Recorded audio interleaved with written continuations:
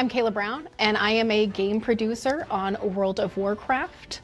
I work alongside many of our amazing developers and help shepherd a lot of our features and content from their very early concept stages all the way through to launch when they go live to players. The team and I are really excited to be showcasing Dastardly Duos. We really wanted to aim as a team to focus on creating an experience that was fresh, fast-paced, and a bit zany, wany, and wacky, that our players can really just jump right in and experience that nostalgic factor when battling against some of our classic, old fan favorite bosses. It is a 6-week event, and it is hosted by no other than our good old pal Vinny Sweets. Players will be able to enter into the Dastardly Dome, where they will be able to face off against many of our legendary foes of old in the attempt to kind of get the best high score they possibly can. Players can queue up all on their own. They can kind of lone wolf it if they wish to, or they can queue in with other champions. That could be their friends, guildies, strangers,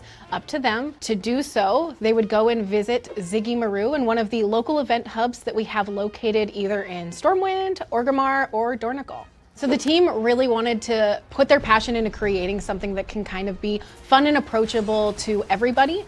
We also find a lot of value in creating a space that even just our most casual players can kind of just dive in there and really have a good instant fun moment, while also trying to make sure that we kind of put in there some layers of challenge. We kind of did this with Dastardly by using a lot of those wacky, crazy, zany elements and mechanics. And this way it makes folks have to be a little bit more creative when it comes to how they're going to get their next best high score. People want to keep an eye out because Vinny will be dishing out brand new quests every single week for the duration of the event. And of course, upon completion of these quests, players will be rewarded with really new and exciting loot. Some of that being the Tyrannotort mount, as well as the spicy meanball pet, and of course, the illustrious winner's podium, where players will actually be able to utilize it to show off and compare their best high scores with other players.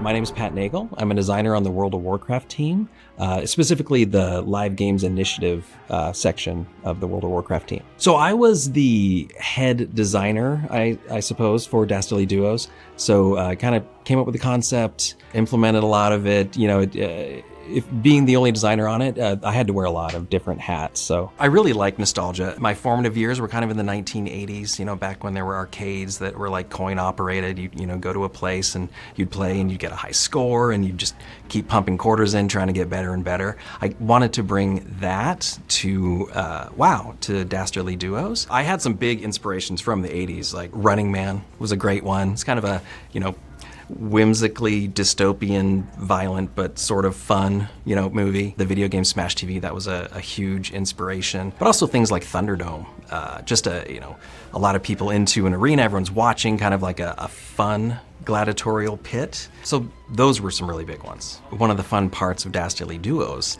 is that you're fighting multiple bosses at the same time. We're kind of throwing them all into the mix. That was why it was important to choose things like, you know, very distinct silhouettes, to choose mechanics that you could distinguish between the bosses. And even if a certain boss, you know, doesn't have a complicated mechanic, the fact that you're fighting 2 or 3 or 4 bosses at the same time is where that depth comes. Yes! Victory for our champions! When we first started building Dastardly Duos, it was group-only content. And in the back of my mind, I knew that, you know, that was like a real blind spot for us. But we were able to use the follower bots. I mean, when you enter the Dastardly Dome with less than 5 players, it will summon the follower bots to kind of fill out your party. So it gave me my 4 friends, and I'm a mage, so it made sure that I had a tank. You can dismiss the followers, and that factors into the score. You're gonna get like a lot more points than if you had the bots. The fact that you can play Dastardly Duos solo is gonna let a lot more people play, I think.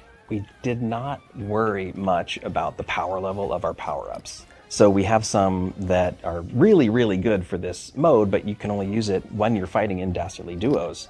So we really leaned into that. Before you start the fight, you can go to the craft service table. There's some food there, and this is where you can decide what power-ups or some of the power-ups you want. Like here's the big beefy burger, it makes you big and strong, take less damage. Cake from a fan, It makes you run real fast. And this works kind of like a loadout. You can only have one food imbibed at once, but there's a second loadout over here for potions.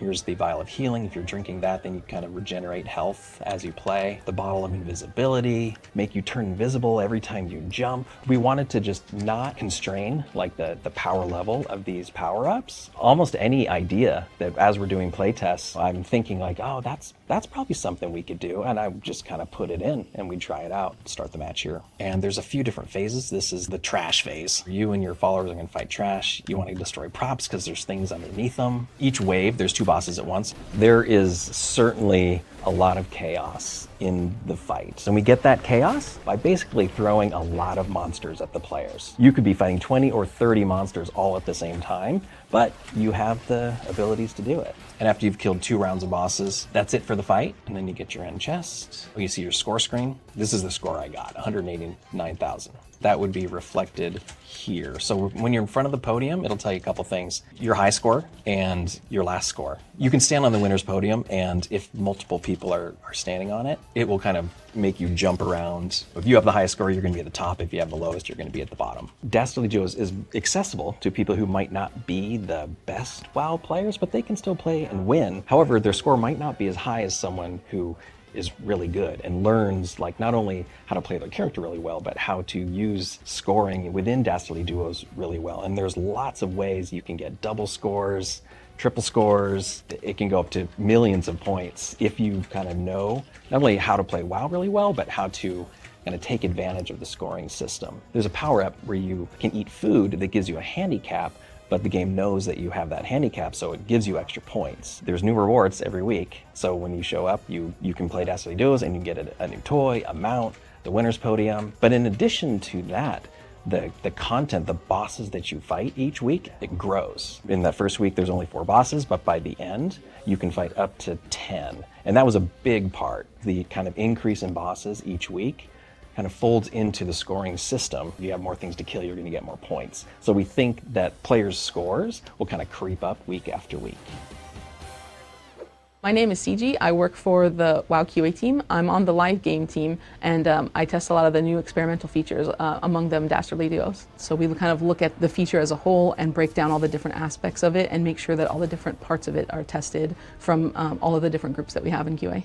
One way we kind of approach it is like looking at it from what aspects are new to the game and how do we want to test those, and what aspects already exist, and kind of pull those aspects in for previous testing, as well as developing new test plans about how we want to test a feature that's completely new. One of the foods that we have is the shrimp, and when you eat the shrimp, you kind of shrink down, you do less damage and you take more damage. We would call it shrimping, and so everybody would go in and they'd eat the shrimp and they'd be like these smaller characters and go and try to fight and just see how that would react. I'm gonna have the challenging shrimpy fish. It's gonna shrink me down.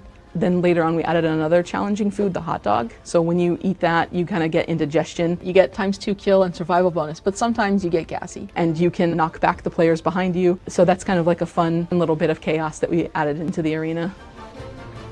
Also, one of the things that we have was the Bullhorn of Calling, and that allows you to summon in an extra boss. So if you want to go for a higher score, you can use this Bullhorn and just pop in another boss at any time. And one of the things our QA UX folks did is they just kept using Bullhorns, right? And so they just keep summoning in bosses. At a certain point, there is a point where you've killed every boss that can possibly summon, so then a wave of adds will come in, and then you get more points from those. And it gets pretty chaotic if you keep using those Bullhorns. So one of the things that we did do was we added a cap so that those can only cap out after you've summoned every single boss, and then a couple waves of ads. We did kind of try to look at like, what's this behavior like? What's a player going to do to try to get this higher score? And it's like, okay, well, you know, we want you to be able to have this chaotic fight, but you don't want it to go on forever and just get like, you know, accumulate score forever and be in the dome. But it still makes for a pretty fun experience when you're sitting there and you don't know if your teammate's going to summon one too, right? You both summon a new boss at the same time. Everything gets pretty hectic. Taming the chaos, but also embracing the chaos.